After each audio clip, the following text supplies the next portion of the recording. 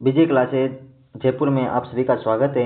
हमारा राजस्थान सीरीज जो चल रही है हमारी आरबीसी की प्रमाणित पुस्तकों की, उसमें इसी कक्षा 7 का तीसरा वीडियो ये होने वाला है। फुल एनालिसिस वीडियो होने वाला है। यह राजस्थान के सभी एग्जामों के लिए महत्वपूर्ण क्लास है। एसआई हो, चाहे वीडियो हो, पटवार हो से लेकर एलडीसी 2026 हो, सीईटी 2026 हो या लैब असिस्टेंट कोई सी भी वैकेंसी हो, first grade, second grade, REET, mains होने वाले एग्जामों में सभी के लिए इंपॉर्टेंट क्लास है और आने वाले सभी क्वेश्चन इसी क्लास से होने वाले हैं। और इसी कक्षा के कक्षा 7 के जो चैप्टर हैं, अपन पहले 2 वीडियो बना चुके हैं, जिसमें वन्य जीवन संरक्षण वाला चैप्टर पढ़ लिया है, खनिज एवं ऊर्जा एवं संसाधन पढ़ लिया है, कृषि एवं सिंचाई, राजस्थान में कृषि विपणन और राजस्थान में व्यापार, ये दोनों चैप्टर बचे हुए हैं। पिछले वाले चैप्टर में अपने राजस्थान के प्रमुख शासक और आज़ादी के आंदोलन का राजस्थान पढ़ लिया है। अब ये बचे हुए आज़ादी से पूर्व राजस्थान में क्या क्या सामाजिक और शैक्षणिक सुधार किए गए और नवा चैप्टर संविधान निर्माण में राजस्थान का क्या योगदान रहा, ये दोनों चैप्टर तो ये रहे हैं। और तीसरा राजस्थान में कृषि विपणन और राजस्थान में व्यापार, ये चारों चैप्टर रह रहे हैं।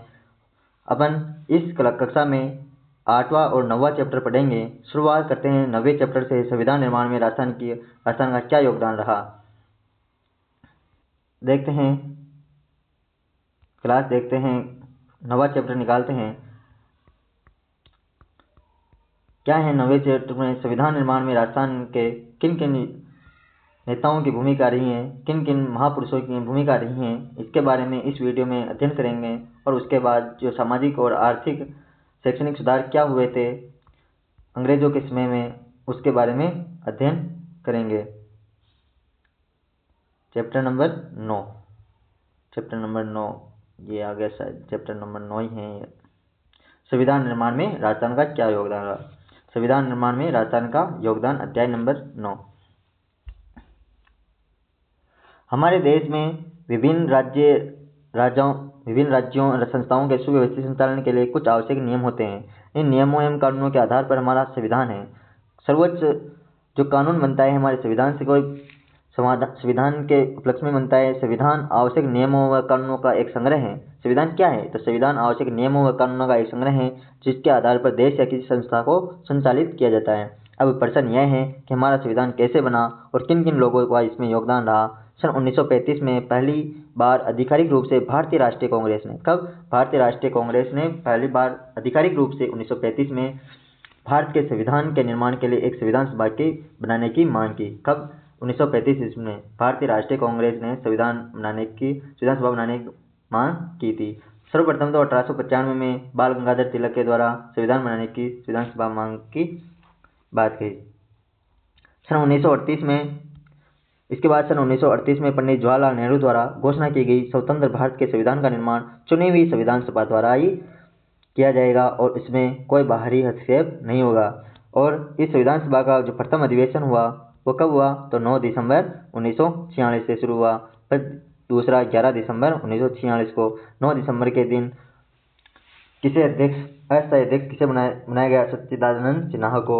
और प्रारूप समिति के अध्यक्ष कौन बनाए गए? डॉक्टर भीमराव अंबेडकर को। और 11 दिसंबर 1946 थी, उसमें अस्थायी अध्यक्ष डॉक्टर राजेंद्र प्रसाद को बना दिया गया। और 13 दिसंबर के दिन 1946 को उद्देश्य प्रस्ताव लाया गया, जिसको 1 जनवरी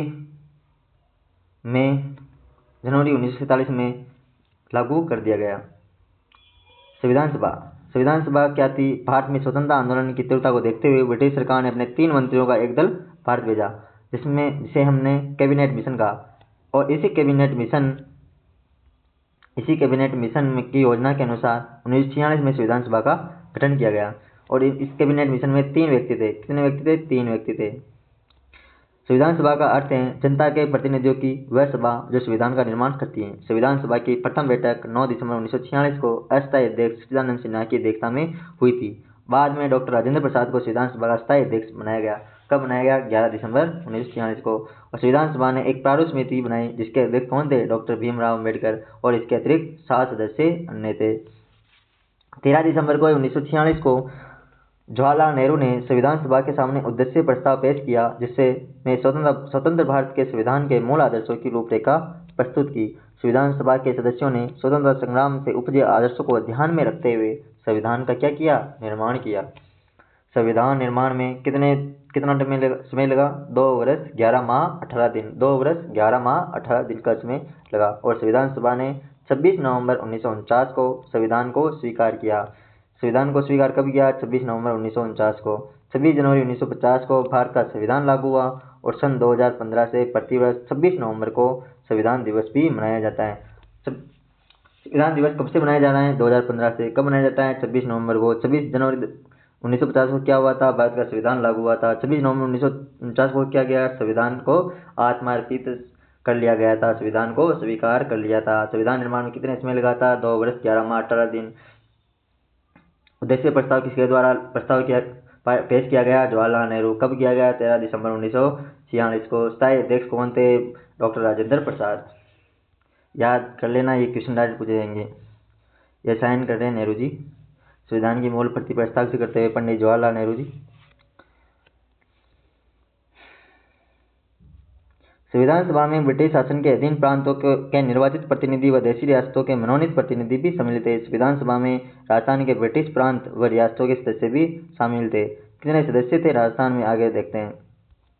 तो संविधान सभा में राजस्थान का क्या योगदान है? संविधान सभा में 389 सदस्य थे।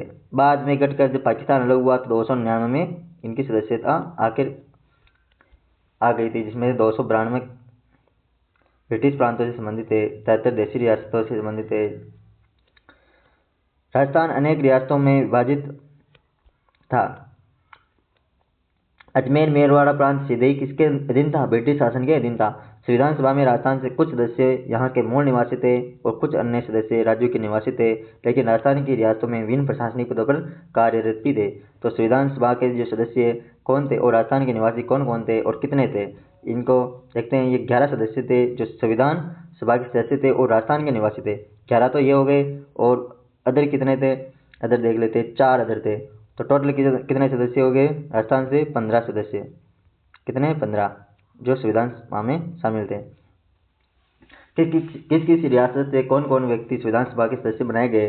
तो मुकुट बिहारी लाल अजमेर मेरवाड़ा रियासत से संबंधित थे, जो ब्रिटिश शासन के अधीन थी। माणिक्य लाल वर्मा उदयपुर से थे। जयनारायण व्यास का संबंध कहाँ से था? जोधपुर से, तो जोधपुर से उनको भेजा गया। बलवंत सिंह मेहता का उदयपुर से, उदयपुर के अध्यक्ष भी थे वो प्रजामंडल के, इसलिए उनको भेजा गया। रामचंद्र उपाध्याय कहाँ से थे? रामचंद्र उपाध्याय अलवर से थे। तो रामचंद्र उपाध्याय कहाँ से थे? अलवर से थे। दलेर सिंह कहाँ के थे? कोटा से भेजे गए। गोकुल लाल असावा का संबंध कहाँ से? शाहपुरा भिलवाड़ा से, तो उनको संविधान सभा में भेजा गया।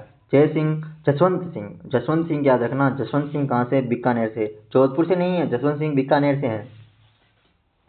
राज बहादुर भरतपुर से, राज बहादुर बूंदी से नहीं, राज बहादुर भरतपुर से हैं। जसवंत सिंह बीकानेर से। गोकुलाल असावा शाहपुरा भिलवाड़ा से। दलेर सिंह कोटा से। रामचंद्र उपाध्याय अलवर से। बलवंत सिंह मेहता उदयपुर से। जयनारायण व्यास जोधपुर से। माणिक्यलाल वर्मा उदयपुर से। मुकुट बिहारी लाल भार्गव अजमेर मेरवाड़ा से। हीरालाल शास्त्री जयपुर से। सरदार सिंह खेतरी से। और संविधान सभा के सदस्य जो राजस्थान के रियासतों के प्रशासनिक अधिकारी के रूप में किन्हें किन्हें चुना गया और किस रियासत से चुना गया, वो देखते हैं। Sir V T Krishnamacharya. Krishna ji के सानिध्य में कौन रहे? तो जयपुर रियासत रही। सर वी टी कृष्णामाचार्य किस रियासत से संबंधित थे? जयपुर रियासत से संबंधित। तो सर वी टी कृष्णामाचार्य कहाँ से थे? जयपुर से संबंधित रखते थे। कहाँ से थे? जयपुर से।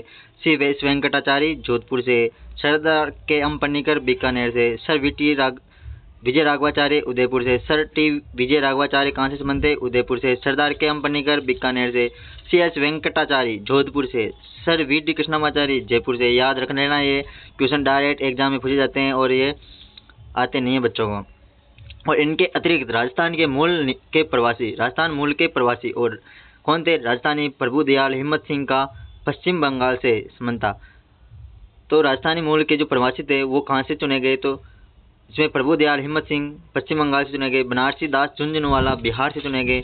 पदमपत सिंघानिया उत्तर प्रदेश से। पदमपत सिंघानिया कहाँ से थे? उत्तर प्रदेश से संविधान सभा के सदस्य बनाए गए। बिहार से कौन थे? बनारसी दास झुंझुनवाला। प्रभु दयाल हिम्मत सिंह कहाँ से थे? पश्चिम बंगाल से, जो संविधान सभा के सदस्य चुने गए। टोटल तो राजस्थान के 18 हो गए इस हिसाब से। तो लेकिन ये अलग अलग राज्यों से थे, इसलिए 15 ही एग्जाम में माना जाता है, 15 राजस्थान के थे। ये भी जाने इस चैप्टर को पढ़ते हैं। भारत के संविधान की मूल प्रति में भारत के वैभवशाली इतिहास, परंपरा और संस्कृति को दर्शाने वाले कितने चित्र हैं? 22 चित्र हैं। तो भारत के संविधान की मूल प्रति में भारत के वैभवशाली इतिहास, परंपरा एवं संस्कृति को दर्शाने वाले कितने चित्र हैं? 22 चित्र हैं। इन चित्रों का निर्माण चित्रकार नंदलाल बोस ने किया था। तो नंदलाल बोस ने किन चित्रों का 22 चित्रों का निर्माण किया था? राजस्थान के चित्रकार कृपाल सिंह शेखावत ने भी इनमें अपना प्रमुख योगदान दिया। संविधान के कुछ पृष्ठों का आकलन कृपाल सिंह शेखावत के द्वारा भी किया गया और प्रस्तुत चित्र शेखावत द्वारा चित्रांकित पृष्ठ का है। राजस्थान से संविधान सभा के सदस्य अब विस्तार से पढ़ते हैं इनके बारे में। तो मुकुट बिहारी भार्गव जो अजमेर से चुने गए थे। मुकुट बिहारी लाल भार्गव का जन्म कब हुआ? 30 जनवरी 1903 को राजस्थान की उदयपुर रियासत में हुआ था। ये वकील थे। CR दास, मोतीलाल नेहरू, महात्मा गांधी के प्रभाव से प्रेरित होकर वे राजबंदियों के मुकदमों में पैरवी करते थे। कहाँ से? CR दास, मोतीलाल नेहरू और महात्मा गांधी से प्रभाव होकर वकील थे। व्यक्तिगत सत्याग्रह और भारत छोड़ो आंदोलन में भी ये जेल गए थे। कौन? मुकुट बिहारी भार्गव। संविधान सभा में इन्होंने अजमेर मेरवाड़ा प्रांत का प्रतिनिधित्व किया था और स्वतंत्रता के बाद 3 बार अजमेर निर्वाचन क्षेत्र से लोकसभा सदस्य भी रहे थे। तो 3 बार अजमेर निर्वाचन क्षेत्र से लोकसभा के सदस्य कौन रहे थे? मुकुट बिहारी लाल भार्गव। अजमेर मेरवाड़ा प्रांत का प्रतिनिधित्व किया था। व्यक्तिगत सत्याग्रह और भारत छोड़ो आंदोलन में भी ये प्रमुख भूमिका निभाई थी और उदयपुर रियासत में इनका जन्म हुआ था। माणिक्यलाल वर्मा। कौन थे माणिक्यलाल वर्मा? तो माणिक्यलाल वर्मा का जन्म 4 दिसंबर 1893 को बिजोलिया भिलवाड़ा में हुआ था। माणिक्यलाल वर्मा ने अक्टूबर 1938 में प्रजामंडल पर रोक लगा दी। कब? माणिक्यलाल वर्मा ने अक्टूबर 1938 में प्रजामंडल पर रोक लगा दी।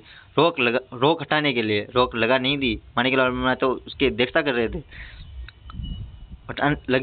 रोक हटाने के लिए सत्याग्रह आंदोलन का अजमेर में संचालन किया। इन्होंने सन 1941 में मेवाड़ प्रजामंडल के पहले अधिवेशन की अध्यक्षता की। तो पहले अधिवेशन की अध्यक्षता सन 1941 में माणिक्यलाल वर्मा के द्वारा की गई। वर्मा जी का लिखा हुआ पंचीड़ा गीत बहुत ही लोकप्रिय हुआ। फिर 1948 में बृहत्तर राजस्थान के क्या बने? प्रधानमंत्री। कौन? माणिक्यलाल वर्मा। वह 1963 में राजस्थान खादी ग्रामोद्योग बोर्ड के अध्यक्ष भी रहे। 1963 में राजस्थान खादी ग्रामोद्योग बोर्ड के अध्यक्ष भी रहे। वर्मा को उदयपुर से संविधान सभा का प्रतिनिधित्व बनाएगा। संविधान सभा में कहाँ से चुने गए? उदयपुर से चुने गए। बिजोलिया भिलवाड़ा में इनका जन्म हुआ था। सत्याग्रह आंदोलन का अजमेर से संचालन किया था। क्यों किया? अक्टूबर 1938 में प्रजामंडल पर रोक लगा दी थी। सन 1941 में मेवाड़ प्रजामंडल के पहले अधिवेशन की अध्यक्षता किसने की? माणिक्यलाल वर्मा जी ने। पंचरा गीत किसके द्वारा लिखा गया? माणिक्यलाल वर्मा के द्वारा। 1948 में वृद्ध राजस्थान के प्रधानमंत्री और 1963 में राजस्थानी खादी ग्रामोद्योग बोर्ड के अध्यक्ष भी रहे।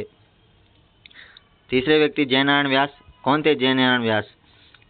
जयनारायण व्यास जोधपुर से चुने गए थे। जयनारायण व्यास का जन्म 18 फरवरी 1899 को जोधपुर में हुआ था। श्री जयनारायण व्यास 1927 में तरुण राजस्थान। कब? 1927 में तरुण राजस्थान के प्रधान संपादक कौन थे? तरुण राजस्थान के जयनारायण व्यास जी 1927 में निकाले तथा 1936 में अखंड भारत के प्रशासक भी रहे। 1936 में अखंड भारत के प्रशासक रहे। ये सन 1951 से 1956 की अवधि में 2 बार राजस्थान के मुख्यमंत्री रहे। 1951 से 1956 की अवधि में। कौन? जयनारायण व्यास।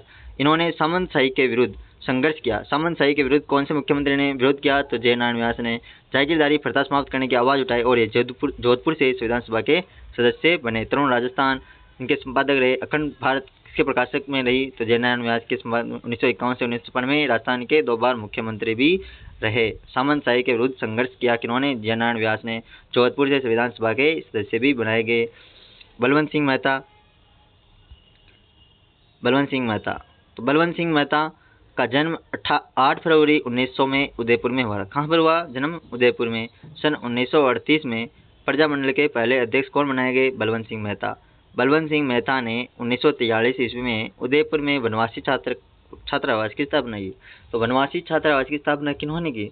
उदयपुर में 1943 ईस्वी में बलवंत सिंह मेहता के द्वारा की गई थी। प्रजामंडल के पहले अध्यक्ष कब बनाए गए? 1938 में। किसके? उदयपुर में। ये संविधान सभा के सदस्य के रूप में मूल संविधान पर हस्ताक्षर करने वाले पहले राजस्थानी थे। तो क्वेश्चन डायरेक्ट पूछा सकता है, तो संविधान सभा के सदस्य के रूप में मूल संविधान पर हस्ताक्षर करने वाले पहले राजस्थानी कौन थे? तो बलवंत सिंह मेहता थे। कहाँ से हस्ताक्षर किए? उदयपुर से। रामचंद्र उपाध्याय। कौन थे रामचंद्र उपाध्याय। अलवर रियासत के प्रतिनिधि के रूप में संविधान सभा के सदस्य कौन थे? रामचंद्र उपाध्याय। ये प्रमुख स्वतंत्रता सेनानी व पेशे से क्या थे? वकील थे। दलेल सिंह। कोटा के लेफ्टिनेंट कर्नल दलेल सिंह का जन्म 18 मार्च 1909 को हुआ। यह कोटा के महाराव भीम सिंह के निजी सचिव थे। भीम सिंह के निजी सचिव कौन थे? दलेल सिंह। कानून के जानकार भी थे। 1946 से 1950 तक संविधान सभा में कार्य किया और इन्होंने संविधान की प्रति पर हस्ताक्षर किए। गोकुललाल असावा कहाँ से था? शाहपुरा भिलवाड़ा से। गोकुललाल असावा की प्रारंभिक शिक्षा शाहपुरा के मिडिल स्कूल में हुई। इन्होंने कोटा के हार्वर्ड कॉलेज में अध्यापन कार्य शुरू किया, किंतु राष्ट्रीय गतिविधियों को देखकर उन्हें कॉलेज सेवा से पृथक कर दिया। इसके बाद असावा कोटा से अजमेर आ गए। 1930 से 32 ईस्वी के बीच इन्हें 4 बार जेल जाना पड़ा। कितनी बार? 4 बार जेल। असावा शाहपुरा भिलवाड़ा से संविधान सभा के प्रतिनिधि कौन बने? गोकुललाल असावा बने। जसवंत सिंह कौन थे? तो जसवंत सिंह भारत के संविधान निर्माण में बीकानेर भी प्रत्यक्ष तौर पर भागीदार रहा है। ठाकुर जसवंत सिंह संविधान सभा के सदस्य बनाए गए। बाद में वे राज्यसभा के सदस्य भी मनोनीत हुए। वे बीकानेर रियासत के महाराजा शार्दुल सिंह के प्रधानमंत्री भी रहे। कौन? जसवंत सिंह। बीकानेर जो रियासत थे उसके महाराजा शार्दुल सिंह के प्रधानमंत्री कौन रहे? जसवंत सिंह रहे। राज बहादुर भरतपुर के स्वतंत्रता सेनानी राज बहादुर संविधान सभा में मनोनीत किए गए। कौन भरतपुर के स्वतंत्रता सेनानी थे? राज बहादुर संविधान सभा में मनोनीत किए गए। इन्होंने समाज के पिछड़े वर्गों के उत्थान के लिए कार्य किया तथा भरतपुर रियासत में बेगार प्रथा का विरोध किया। ये पेशे से वकील थे। ये केंद्रीय मंत्रिमंडल में मंत्री भी रहे। इन्होंने नेपाल में भारत के राजदूत के रूप में भी कार्य किया। हीरालाल शास्त्री कौन थे? हीरालाल शास्त्री, इनके बारे में अध्ययन करते हैं। तो हीरालाल शास्त्री का जन्म 24 नवंबर 1899 ईस्वी को जयपुर के जोबनेर कस्बे में हुआ। जयपुर के जोबनेर कस्बे में हीरालाल शास्त्री का जन्म कब हुआ? 24 नवंबर 1899 को। अर्जुन लाल सेठी के संपर्क में आने के बाद इन्होंने राजकीय सेवा से त्यागपत्र दे दिया। संविधान सभा में इन्होंने सभी नागरिकों के लिए समान अधिकार की वकालत की थी। शास्त्री जी ने टोंक जिले की निवाय तहसील में वनस्थली ग्राम में जीवन कुटीर नामक संस्था की स्थापना की। तो वनस्थली ग्राम में जीवन कुटीर नामक संस्था की स्थापना किसने की? जीवन कुटीर स्थापना हीरालाल शास्त्री ने। इसके माध्यम से समाज सेवा की दिशा में महत्वपूर्ण कार्य किया गया और इसके बाद वे जयपुर प्रजामंडल से जुड़े रहे। ये अखिल भारतीय देशी राज्य लोक परिषद के प्रधानमंत्री और राजस्थान के प्रथम मुख्यमंत्री भी रहे। तो राजस्थान के प्रथम मुख्यमंत्री, अखिल भारतीय देशी राज्य लोक परिषद के प्रधानमंत्री भी कौन रहे? हीरालाल शास्त्री जी। सरदार सिंह कौन थे? खेतरी के राजा सरदार सिंह। खेतरी के राजा थे सरदार सिंह। संविधान सभा के सदस्य बनाए गए। सरदार सिंह 1950 से 52 के बीच अस्थायी संसद के सदस्य भी रहे। फिर 1952 से 1956 के बीच राज्यसभा से सदस्य रहे। 1952 से 1956 के बीच राज्यसभा से कौन सा राज्यसभा सदस्य रहे? सरदार सिंह। 1950 से 52 में अस्थायी संसद के सदस्य भी रहे। यह सन 1958 से 1961 के बीच भारत में उनके लाओस में राजदूत बनाकर भेजा और 30 अक्टूबर 1985 को इनका निधन हो गया। सर वी टी कृष्णमाचारी कौन थे? तो सर वी टी कृष्णमाचारी मूलतः तमिलनाडु के थे। यह जयपुर रियासत के दीवान थे। लेकिन मूलतः कहाँ के थे? तमिलनाडु के रहने वाले थे। और डी.पी. खेतान के निधन के बाद इन्हें संविधान की प्रारूप समिति में जगह भी दी गई थी। तो संविधान की प्रारूप समिति में जगह बनाने वाले कौन थे? तो डी.पी. खेतान थे। जब डी.पी. खेतान की मृत्यु हो जाती है उसके बाद सर वी टी कृष्णमाचारी को जयपुर रियासत के दीवान भी थे, जो संविधान की प्रारूप समिति में जगह दी गई। 1961 में राज्यसभा के लिए भी चुने गए थे। कौन? Sir V T Krishnamachari. C.S. Venkatachari कौन थे? C.S. वेंकटाचारी कर्नाटक के रहने वाले प्रशासनिक अधिकारी ICS थे। जोधपुर के महाराजा उमेद सिंह ने इनको 1949 ईस्वी में अपना प्रशासनिक अधिकारी बनाया। बाद में जयपुर राज प्रमुख राजा मान सिंह के प्रशासनिक अधिकारी बने। 6 जनवरी 1951 से 25 अप्रैल 1951 तक राजस्थान के मुख्यमंत्री भी रहे। प्रशासनिक मुख्यमंत्री कौन थे? राजस्थान के एकमात्र C.S. वेंकटाचारी रहे थे। बाद जयपुर राज प्रमुख राजा मान सिंह के प्रशासनिक अधिकारी भी बने थे। अब बढ़ते हैं, सरदार के.एम. पनिकर कौन थे? तो सरदार के.एम. पनिकर केरल राज्य के रहने वाले थे। मुख्यतः कहाँ के थे? केरल राज्य के। और सरदार के.एम. पनिकर ने ऑक्सफोर्ड यूनिवर्सिटी से शिक्षा प्राप्त करने के बाद भारत लौटकर अलीगढ़ तथा कलकत्ता विश्वविद्यालय में अध्यापन कार्य किया। ये पटियाला राज्य के विदेश मंत्री रहे। कहाँ के विदेश मंत्री रहे? पटियाला राज्य के विदेश मंत्री रहे था। बाद में बीकानेर राज्य के प्रधानमंत्री भी बने। 28 अप्रैल 1947 को ये बीकानेर राज्य के प्रतिनिधि के रूप में संविधान सभा के सदस्य बनाए गए। तो बीकानेर राज्य के प्रतिनिधि के रूप में संविधान सभा के सदस्य कब बने? 28 अप्रैल 1947 को। कौन? सरदार के एम पन्नीकर। भारत के स्वतंत्र होने के बाद उन्हें चीन, मिस्र और फ्रांस का राजदूत भी बनाया गया। चीन, मिस्र और फ्रांस का राजदूत किसे बनाया गया? तो सरदार के एम पन्नीकर को। सर विजय राघवाचार्य कौन थे? सर विजय राघवाचार्य मूलतः कहाँ के थे? तमिलनाडु के रहने वाले। मूलतः कहाँ के थे? तमिलनाडु के रहने वाले। प्रशासनिक अधिकारी, जबकि सरदार के एम पन्नीकर केरल के थे, प्रशासनिक अधिकारी थे। बाद में ये मेवाड़ के प्रधानमंत्री भी रहे। कौन? सर विजय राघवाचार्य कहाँ के प्रधानमंत्री रहे? मेवाड़ के। बिजोलिया किसान आंदोलन के दौरान इन्होंने अपने राजस्व मंत्री डॉक्टर मोहन सिंह मेहता 1941 की बातें हैं, इन्होंने किसानों से समझौता किया, लगान की दरें कम कर अनेक लाख बाग हटा दिए गए, तब बेगार प्रथा को समाप्त किया। सर विजय राघवाचार्य को संविधान सभा ने मेवाड़ का प्रतिनिधित्व किया था। ये शब्दावली पढ़ लेते हैं। क्या होती है संविधान सभा? तो भारत का संविधान निर्माण करने के लिए निर्मित सभा संविधान सभा कहलाती है। सत्याग्रह क्या होते हैं? सत्य हेतु किया गया अहिंसात्मक आग्रह। जागीरदारी प्रथा क्या होती है? तो राजाओं द्वारा अपने रक्त संबंधियों को शासन हेतु भू क्षेत्र देना। तो राजाओं द्वारा अपने जो रक्त संबंधी होते हैं, भाई होते हैं, चाचा ताऊ के लड़के होते हैं, उनको संबंधियों को शासन हेतु भू क्षेत्र देना। मंत्रिमंडल क्या होता है? मंत्रियों का समूह। प्रारूप समिति संविधान सभा की एक समिति जिसने संविधान का मसौदा तैयार किया, वो प्रारूप समिति कहलाई, जिसके अध्यक्ष कौन थे? डॉक्टर भीमराव अम्बेडकर और 7 अन्य सदस्य थे। ये चैप्टर खत्म होता है। आगे बढ़ते हैं अगले चैप्टर में। ये चैप्टर नंबर 9 था। चैप्टर नंबर 8 पढ़ते हैं। चैप्टर नंबर 8 कौन सा था?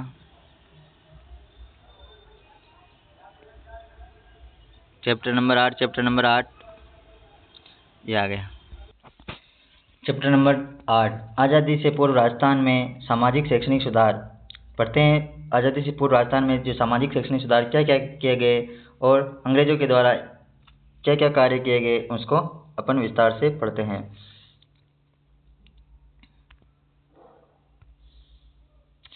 शुरुआत करते हैं चैप्टर की। एक मिनट।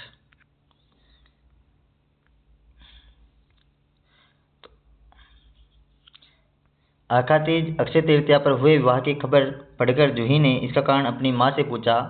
तो अक्षय तृतीया पर जो बाल विवाह होते हैं उनकी खबर जूही ने पढ़ी, तो ये इतने छोटे से विवाह कर देते हैं, तो उसका कारण अपनी माँ से पूछते हैं। वो माँ ने जवाब दिया, ये हमारे रीति रिवाजों और परंपराओं का हिस्सा रहा है, पर धीरे धीरे इसमें बदलाव हुए हैं और लोगों की समझ पर इस दिशा में बननी शुरू हुई है। बाल विवाह, जाति प्रथा, सती प्रथा, कन्यावध, दास प्रथा जैसी प्रथाएं हमारे समाज में क्या थी? उसमें प्रचलित थी। बाल विवाह वर्तमान में भी होते हैं। आखाती जो चाहे बड़ला नवमी हो, इनमें बाल विवाह सबसे ज़्यादा होते हैं। जाति प्रथा, छुआछूत जैसी प्रथाएं, सती प्रथा, कन्यावध, दास प्रथा जैसी प्रथाएं हमारे समाज में प्रचलित थी। उनमें क्या क्या सुधार किए गए इस चैप्टर में अपन अध्ययन करेंगे। किस शासकों के समय रोक लगाई गई थी? प्राचीन काल में समाज में वर्ण व्यवस्था पर आधारित जातिगत स्वरूप विद्यमान था, जो श्रम और कार्य विभाजन पर आधारित सकारात्मक व्यवस्था थी। वर्ण व्यवस्था पर जो 4 वर्ण व्यवस्थाएं थी, शूद्र, वैश्य, क्षत्रिय और ब्राह्मण, 4 वर्ण व्यवस्थाएं थी। उन पर जातिगत स्वरूप विद्यमान था, जो श्रम और कार्य विभाजन पर जो अपने चार वर्ण व्यवस्थाओं को, अपने 4 वर्ण को अपने अपने कार्य पर विभाजित किया गया था। कार्य सकारात्मक व्यवस्था थी। धीरे धीरे इसका स्वरूप बदला और ये पूर्ण रूप से जन्म आधारित बन गई। इसमें धीरे धीरे नकारात्मकता का समावेश भी हुआ। हम जानते हैं कि समाज का व्यक्ति के जीवन पर सीधा प्रभाव पड़ता है, क्योंकि सकारात्मक व्यवस्था मस्तिष्क को खुलापन देती है और नकारात्मक कई विकृतियों को जन्म देती है। उसमें विवाह जो संस्था थी वो सामाजिक व्यवस्था का एक मजबूत रूप बनी हुई थी। इसी के चलते कुछ परंपराओं और मान्यताओं का सही रूप प्रासंगिकता नहीं बनाए रख सका और इसके विकृत रूप ने समाज में अनेक समस्याओं को जन्म भी दिया। बाल विवाह, सती प्रथा, जाति प्रथा, कन्यावध, दास प्रथा जैसी कुरीतियाँ समाज में फैल गई। धीरे धीरे जैसे विवाह का स्वरूप बदला, तो बाल विवाह, सती प्रथा, जाति प्रथा, कन्यावध, दास प्रथा जैसी कुरीतियाँ समाज में धीरे धीरे फैल गई और तत्कालीन समाज सुधारकों ने ब्रिटिश सरकार के प्रयासों से इसे दूर करने की दिशा में कार्य किए। सामाजिक सुधार। राजस्थान में सन 1818 से 1947 तक ब्रिटिश शासन का प्रभाव रहा। ब्रिटिश शासन भी इन सभी मुद्दों को अपने हस्तक्षेप की नीति के चलते सीधे जनता के सामाजिक और धार्मिक मामलों में हस्तक्षेप नहीं कर सकती थी। इसलिए पहले आवश्यक सुधारों से जुड़े महत्वपूर्ण पक्ष जैसे शिक्षा को लेकर सामाजिक सुधार के क्षेत्र में कार्य करने का प्रयास किया। किसने? अंग्रेजों के द्वारा भी ब्रिटिश सरकार थी, उन्होंने भी इन जो समाज के जो मामले थे उनमें अपना हस्तक्षेप करना उचित नहीं समझा, इसलिए उन्होंने शिक्षा के माध्यम से सामाजिक सुधार के क्षेत्र में कार्य करने का प्रयास किया। स्वामी विवेकानंद और दयानंद सरस्वती के प्रयास राजस्थान के लिए बेहद महत्वपूर्ण रहे। रियासत काल में राजपूताना के विभिन्न शासकों ने भी सामाजिक कुरीतियों को दूर करने का प्रयास किया। तो स्वामी विवेकानंद और दयानंद जो सरस्वती के थे उसमें प्रयास राजस्थान के लिए बेहद महत्वपूर्ण रहे, और रियासत काल में राजपूताना के विभिन्न शासकों ने भी सामाजिक कुरीतियों को दूर करने में अपने महत्वपूर्ण प्रयास किए। इसमें सती प्रथा उन्मूलन। नंबर 1, सती प्रथा उन्मूलन में राजस्थान सरकार ने और राजस्थान के जो समाज सुधारक थे उन्होंने क्या क्या योगदान दिया? तो सती प्रथा राजस्थान के कुछ क्षेत्रों में भी प्रचलित थी। मध्यकाल में मोहम्मद बिन तुगलक MBT मोहम्मद बिन तुगलक और अकबर ने भी इस प्रथा को रोकने का प्रयास किया। किसने? मोहम्मद बिन तुगलक और अकबर ने इसे रोकने का प्रयास किया मध्यकाल में। ब्रिटिश काल में राजा राम मोहन राय के प्रयासों से प्रेरित होकर 1829 ईस्वी में कानून बनकर लॉर्ड विलियम बेंटिक सती प्रथा को गैर कानूनी घोषित कर दिया। गैर कानूनी कब घोषित किया सती प्रथा को? लॉर्ड विलियम बेंटिक के द्वारा 1829 ईस्वी में कानून बनाकर राजा राम मोहन राय के प्रयासों से इसे कानूनी घोषित कर दिया।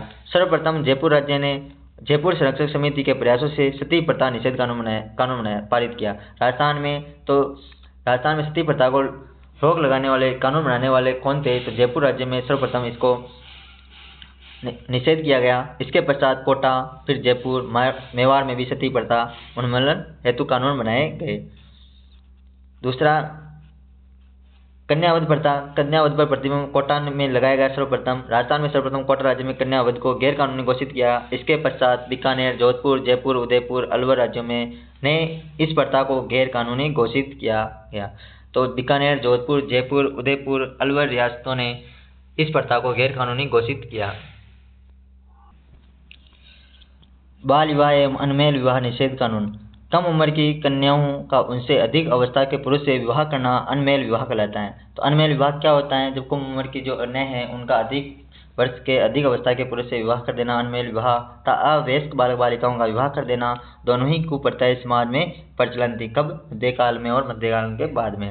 इससे बालक बालिकाओं के शारीरिक और मानसिक स्वास्थ्य पर विपरीत प्रभाव पड़ता था, जो प्रगतिशील समाज के लिए उपयुक्त नहीं था। राष्ट्रीय स्तर पर अनमेल एवं बाल विवाह जैसी कुप्रथाओं को रोकने के लिए समाज सुधारक स्वामी दयानंद सरस्वती ने आवाज उठाई।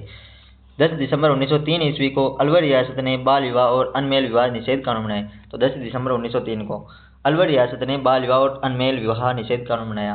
तो अलवर रियासत ने बाल विवाह और अनमेल विवाह निषेध कानून कब बनाया? 10 दिसंबर 1903 को। दास प्रथा उन्मूलन।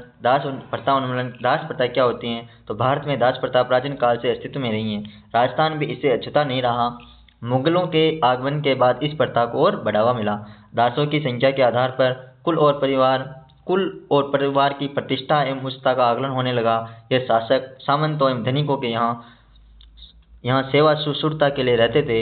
इनकी सामाजिक स्थिति भी अच्छी नहीं थी। इस प्रथा को चाकर या हाली के रूप में समझा जा सकता था। चाकर या हाली कहा जाता था दास प्रथा में। इसे समाप्त करते हुए अंग्रेजों द्वारा 1833 ईस्वी में चार्टर अधिनियम द्वारा इसे समाप्त किया गया। कब समाप्त किया गया? 1833 ईस्वी में। किसके द्वारा? अंग्रेजों के द्वारा। डायन प्रथा निर्मूलन कब किया गया? राजस्थान में कुछ जातियों में स्त्रियों पर डाकन होने का आरोप लगाकर उन्हें मार डालने की कुप्रथा समाज में व्याप्त थी। यह अंधविश्वास पर आधारित थी। मेवाड़ और कोटा राज्य में इस प्रथा का प्रचलन अधिक था। किसमें? मेवाड़ और कोटा में यह प्रचलन अधिक था। 1853 ईस्वी में डाकन प्रथा की जानकारी मिलने पर एजीजी राजपूताना ने इसे अमानवीय प्रथा को प्रतिबंधित करने हेतु कानून बनाने के लिए रियासतों के शासकों पर दबाव बनाया एवं कुछ रियासतों द्वारा इस प्रथा को गैर कानूनी घोषित कर दिया गया। किस प्रथा को? डायन प्रथा उन्मूलन को। कब किया गया इसको? 1853 ईस्वी में इसे बैन कर दिया गया। कानून बनाने के लिए आग्रह किया। शैक्षणिक सुधार सरकार के द्वारा क्या किए गए? भारतीय समाज में प्राचीन काल से शिक्षा का महत्व रहा है। प्राचीन काल में शिक्षा के मुख्य केंद्र कौन से रहे? गुरुकुल शिक्षा, विद्या आश्रम, उपाश्रय, पाठशाला, मकतब और मदरसे, मठ आदि रहे। परिवार, प्राथमिक और व्यावसायिक शिक्षा के प्रमुख केंद्र होते थे। राजपूताना में भी शिक्षा विभिन्न कालक्रमों से गुजरी है। ब्रिटिश साम्राज्य में 19वीं शताब्दी से पूर्व के शिक्षा को देसी शिक्षा इंडिजीनियस एजुकेशन से संबोधित किया गया। देसी शिक्षा को क्या नाम दिया गया? इंडिजीनियस एजुकेशन से संबोधित किया।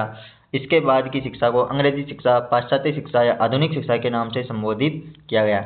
इस प्रकार 19वीं शताब्दी में एक और शिक्षा का पारंपरिक स्वरूप नजर आता है तो दूसरी ओर अंग्रेजी शिक्षा का प्रभाव। 1819 में आधुनिक शिक्षा का स्कूल अजमेर में खोला गया।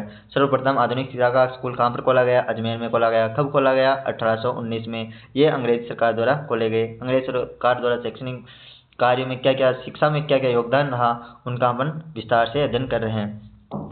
इस चैप्टर में जो दिए गए हैं इसका अध्ययन करते हैं। इसके पश्चात पुष्कर में भी उनके द्वारा स्कूल खोला गया, बिनाय में खोला गया, केकड़ी में भी स्कूल खोले गए, लेकिन लोगों द्वारा ईसाई धर्म को दी जाने वाली शिक्षा का विरोध कर दिया। परिणाम स्वरूप ये सभी स्कूल बंद कर दिए गए। जो अजमेर और पुष्कर, बिनाय और केकड़ी में जो स्कूल खोले गए 1819 के बाद में, वो सभी बंद कर दिए गए। 1835 ईस्वी में अंग्रेजी भाषा राज्य भाषा बना दी गई। राज्य भाषा कब बनाई दी गई अंग्रेजी भाषा को? 1835 ईस्वी में। अतः अंग्रेजी शिक्षा प्रणाली का महत्व बढ़ गया। फलस्वरूप रियासतों में आधुनिक शिक्षा प्रणाली को अपनाने वाले स्कूल खुलने लगे। 19वीं सदी के अंत तक जैसलमेर को छोड़कर राजपूताना की सभी रियासतों में शिक्षण संस्थाएं क्या हो गई? प्रारंभ हो चुकी थी।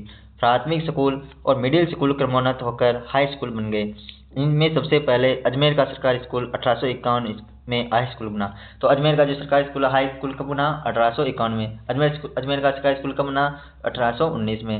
रियासतों में हाई स्कूल कक्षाओं की पढ़ाई प्रारंभ हुई।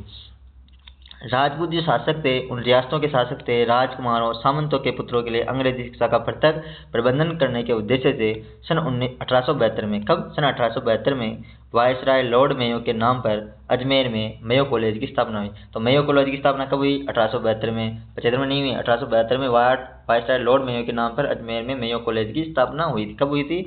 1872 में। किसके नाम पर? लॉर्ड मेयो के नाम पर। जिसका प्रथम स्तर कब से शुरू किया गया? 1875 चिंतन में प्रारंभ हुआ। पंडित जनार्दन राय नागर, ये याद रखना, पंडित जनार्दन राय नागर ने सभी के लिए शिक्षा के उद्देश्य से 21 अगस्त 1937 में राजस्थान विद्यापीठ संस्था की स्थापना की। तो राजस्थान विद्यापीठ संस्था की स्थापना किसने की? 21 अगस्त 1937 को सभी के लिए शिक्षा के उद्देश्य से पंडित जनार्दन राय नागर के द्वारा की गई। तो पंडित जनार्दन राय नागर के द्वारा सभी के लिए शिक्षा के उद्देश्य से 21 अगस्त 1937 को राजस्थान विद्यापीठ संस्था की स्थापना की। महिला शिक्षा के बारे में अध्ययन करते हैं। तो महिला शिक्षा में अंग्रेज सरकार के द्वारा क्या क्या प्रयास किए, समाज सुधार के द्वारा क्या प्रयास किए? तो 1861 ईस्वी में, कब? 1861 ईस्वी में मिशनरी संस्था कन्या वर्नाकुलर स्कूल प्रारंभ किया गया। कन्या वर्नाकुलर स्कूल कब प्रारंभ किया गया? 1861 ईस्वी में। सरकार द्वारा 1866 ईस्वी में पुष्कर, अजमेर, मेरवाड़ा केंद्र शासित क्षेत्र में प्रथम सरकारी कन्या स्कूल खोला गया। कन्या वर्नाकुलर स्कूल कब खोला गया? 1861 में। 1867 में पुष्कर, अजमेर में प्रथम सरकारी कन्या स्कूल खोला गया। देशी रियासतों में महिला शिक्षा को प्रोत्साहित करने हेतु प्रयास किए गए। परिणाम स्वरूप उदयपुर, जयपुर, भरतपुर, अलवर, कोटा, झालावाड़ और विभिन्न रियासतों ने कन्या विद्यालय खोले। प्रमुख जननायक कौन कौन थे इस भूमिका में? राजस्थान की भूमि में कुछ ऐसे जननायक हुए जिन्होंने न सिर्फ स्वतंत्रता में अपना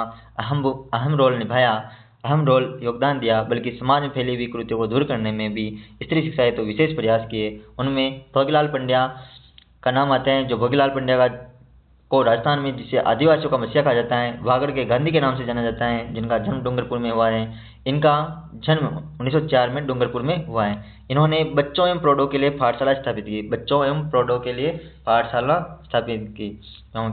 ये पाठशाला आगे चलकर वागड़ सेवा मंदिर के नाम से प्रसिद्ध हुई। तो वागड़ सेवा मंदिर की स्थापना किसने की? भोगीलाल पंड्या ने। डूंगरपुर में कब हुआ? 1904 में जन्म भोगीलाल पंड्या का हुआ। आदिवासियों के मसीहा और वागड़ के गांधी भोगीलाल पंड्या कहलाते हैं। नाना भाई खांट और सेंगाबाई कालीबाई का संबंध क्या है? तो नाना भाई खांट डूंगरपुर राज्य में जनजागृति हेतु सेवा संघ द्वारा पाठशालाएं खोली गई। राज्य के पुलिस अधिकारी ने नाना भाई को पाठशाला बंद करने के लिए कहा। उनके मना करने पर उनकी हत्या कर दी गई। किसके? नाना भाई को। और सेंगाबाई को खींच कर ले गई। नाना भाई के शहीद होने के बाद पाठशाला के दूसरे अध्यापक सेंगाबाई को भी फौज ने क्रूरता से पीटा और उन्हें वाहन के पीछे घसीट कर ले जाने लगे। किसी ने इसका प्रतिरोध नहीं किया, लेकिन 13 वर्षीय जो भील बालिका थी कालीबाई ने, जो खेत से घास काट कर आई थी, भीड़ को चीरते हुए वाहन के पीछे बंदे सेंगाबाई को रस्सी के दांतले से काट दिया और उन्हें बचा लिया। वाहन में बैठे फौजी ने काले भाई पर गोली चलाकर हत्या कर दी और अल्पायु में बालिका शहीद हो गई। नाना भाई खांट, सेंगाबाई, कालीबाई के त्याग ने शिक्षा की स्थिति को मजबूत करने में महत्वपूर्ण भूमिका निभाई। इस प्रकार डूंगरपुर में अमृत कालीबाई के नाम पर स्मारक बने हुए हैं। कालीबाई के नाम पर विभिन्न योजनाएं राज्य सरकार के द्वारा संचालित की जाती हैं। करणी सिंह कौन थे? बीकानेर रियासत के महाराजा करणी सिंह बीकानेर रियासत के थे। करणी सिंह का जन्म 1924 में हुआ था। 1952 से 1977 तक 25 साल लोकसभा के सदस्य रहे, मतलब 5 बार लोकसभा के सदस्य रहे। इनके द्वारा बालिका शिक्षा के लिए सराहनीय प्रयास किए गए। यह सर्व शैक्षणिक गतिविधियों के उन्नयन हेतु खेलकूद, निशानेबाज आदि को प्रोत्साहित किया एवं छात्रवृत्ति की शुरुआत भी की। निशानेबाज से संबंधित है करणी सिंह। हीरालाल शास्त्री किस खेल से संबंधित है? एक पूछा जाता है। करणी सिंह किस खेल से संबंधित है? निशानेबाज। 25 साल तक लोकसभा सदस्य भी रहे थे। हीरालाल शास्त्री का जन्म, ये पढ़ लिया है, 24 नवंबर 1899 जोबनेर जयपुर में एक कृषक परिवार में हुआ। प्रारंभ में ही समाज सेवा की भावना इनके मन में रही। किनके? हीरालाल शास्त्री के। कहाँ पर इनका जन्म हुआ था? 24 नवंबर 1899 को जोबनेर जयपुर में, जिसके कारण इन्होंने जयपुर राज्य की सेवा का परित्याग कर दिया। सन 1929 ईस्वी में इन्होंने दूरस्थ एवं पिछड़े गाँव में वनस्थली को अपना कार्यस्थल चुना। यहाँ इन्होंने जीवन कुटीर नामक संस्था की स्थापना की। कहाँ पर? टोंक में, वनस्थली में, टोंक में, जहाँ समर्पित सामाजिक ग्रामीण कार्यकर्ताओं को रोजगार और ग्रामीण क्षेत्र की पुनर्रचना हेतु प्रशिक्षण दिया गया। ये आगे चलकर प्रजामंडल में भी सक्रिय रहे। 1948 में जयपुर स्टेट के 30 मार्च 1948 को राजस्थान के 30 मार्च 1948 नहीं 1948 में जयपुर स्टेट के 30 मार्च 1949 को राजस्थान के प्रथम मुख्यमंत्री बनाए गए। अपनी पत्नी के साथ मिलकर महिला शिक्षा को बढ़ावा देने के लिए वनस्थली विद्यापीठ की स्थापना की गई। वनस्थली विद्यापीठ की अपनी पत्नी के साथ मिलकर इन्होंने वनस्थली विद्यापीठ की स्थापना भी की।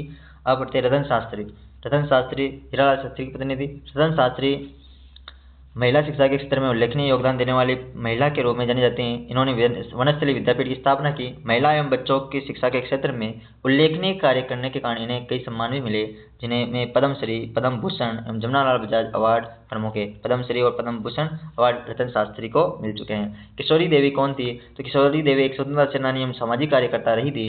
इनका जन्म दुलारों का बास झुंझुनू जिले में हुआ। तो किशोरी देवी का जन्म कहाँ पर हुआ? दुलारों का बास झुंझुनू जिले में हुआ। दुलारों का बास झुंझुनू जिलों में किशोरी देवी का जन्म हुआ। 1938 ईस्वी में इनके पति जो सरदार हरलाल सिंह थे को वहां के जागीरदार ने झूठे मुकदमे में फंसाकर कारावास में डाल दिया। इसके खिलाफ किशोरी देवी ने आंदोलन चलाया। महिलाओं का समूह बनाकर जयपुर में सत्याग्रह किया और महिलाओं के उत्थान के लिए समाज सुधार और स्वतंत्रता आंदोलन में भी भाग लिया। 1934 में किशोरी देवी ने कतराथल में जो हुआ था अमान्य व्यवहार, उसमें 10,000 महिलाओं ने आंदोलन कर दिया था। महामा बालेश्वर दयाल, बहुत ही इंपॉर्टेंट क्वेश्चन है यहाँ से। महामा बालेश्वर दयाल कौन थे? तो 10 मार्च 1905 को जन्मे मामा बालेश्वर दयाल सामाजिक कार्यकर्ता के रूप में प्रसिद्ध है। 10 मार्च 1905 को जन्म मामा बालेश्वर दयाल सामाजिक कार्यकर्ता के रूप में प्रसिद्ध है। इन्होंने भील जनजाति विशेषकर राजस्थान एवं मध्य प्रदेश के लोगों के लिए काम किया। इसके लिए इन्हें जल जंगल जमीन आंदोलन चलाया। तो जल जंगल जमीन आंदोलन किसने चलाया? तो मामा बालेश्वर दयाल ने। इनका जन्म कब हुआ? 10 मार्च 1905 को। भील जनजाति में विशेषकर राजस्थान एवं मध्य प्रदेश के लोगों के लिए काम करने वाले कौन थे? मामा बालेश्वर दयाल थे। इसी के साथ ये चैप्टर समाप्त होता है। आगे 2 क्लासें, एक क्लास और आएगी इस पुस्तक की और ये पुस्तक भी समाप्त कर दी हो जाएगी। धन्यवाद। देखते रहे क्लास इसी प्रकार। आपका योगदान इसी प्रकार रहे, आपका साथ चाहिए हमें मोटिवेशन के लिए और हम आगे इसी प्रकार क्लास लेते रहें। धन्यवाद दोस्तों।